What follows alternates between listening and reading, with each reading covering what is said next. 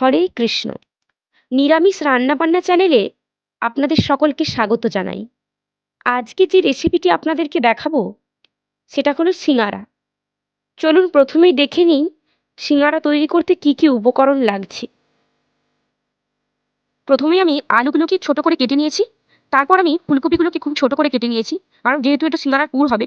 আর নিয়েছি টমেটো, আদা, ধনেপাতা এবং কাঁচা লঙ্কা। এরপর কড়াইয়ে তেল দিয়ে ফুলকপিগুলোকে হালকা আঁচে ভালোভাবে ভেজে নিতে হবে।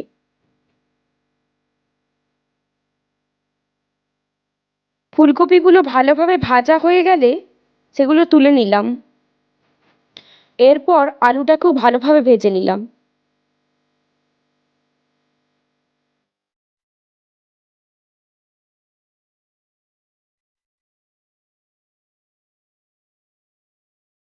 আলুগুলো প্রায় ভাজা হয়ে এসেছে। এর মাঝে সামান্য পরিমাণ সর্ষের তেল দিয়ে তাতে আদা কুচিটা তুলে দিলাম। আদা কুচি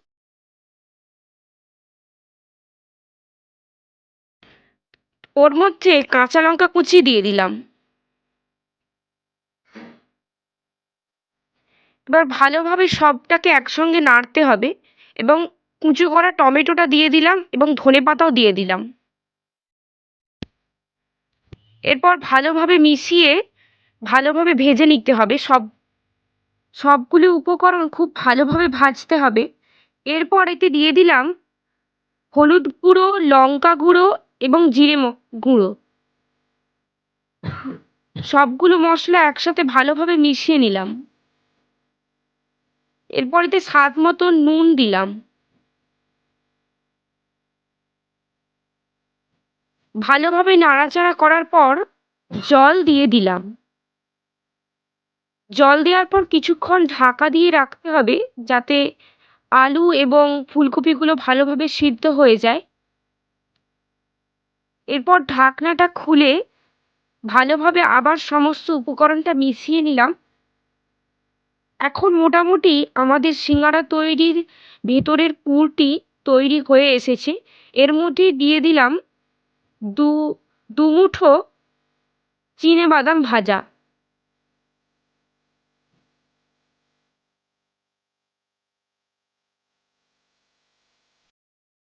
সিঙ্গারা তৈরির পুরটি এখন আমাদের তৈরি হয়ে গেছে।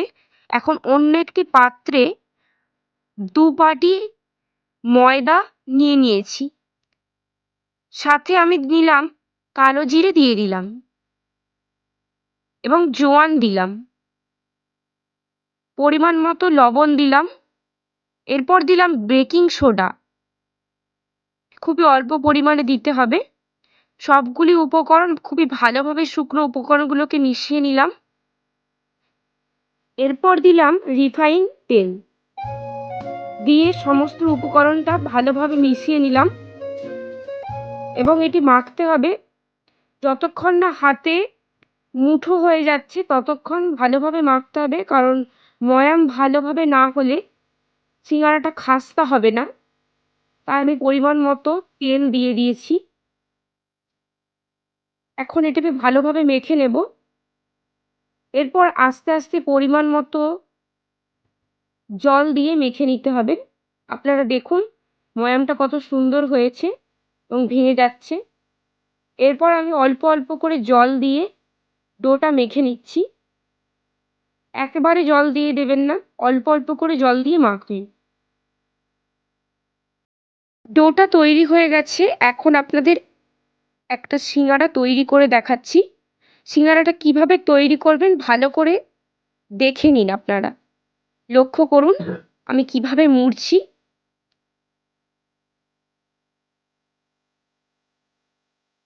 আমি এখানে 2টি সিঙ্গারা করে ফেলেছি। এরপরে আরেকবার আমি একটা লেচি নিয়ে বেলে দেখাচ্ছি আপনাদেরকে। আপনারা কিভাবে বাড়িতে খুবই সহজে দোকানের মতো সিঙ্গারা তৈরি করবেন সেটিই আমি দেখাচ্ছি। আপনারা যদি খুব ভালোভাবে লক্ষ্য করেন বুঝতে পারবেন খুবই সহজ পদ্ধতি।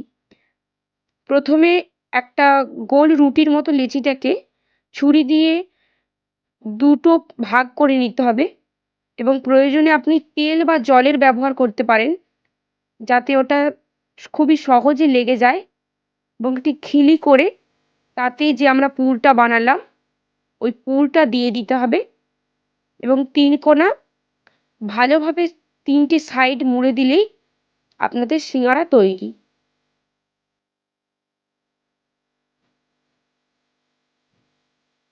দেখে নিন কিভাবে মুড়ছি।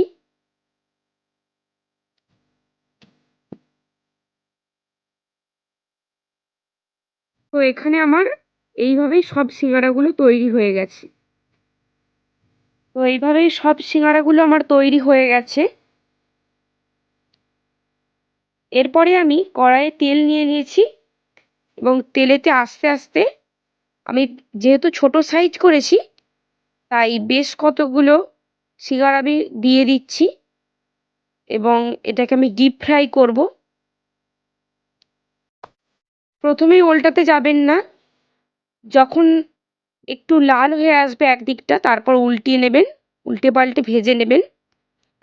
দেখুন হয়ে গেল আমার ঘরোয়া বাড়িতে তৈরি মুচমুচে মিনি সিঙ্গারা বলতে পারেন আপনারা।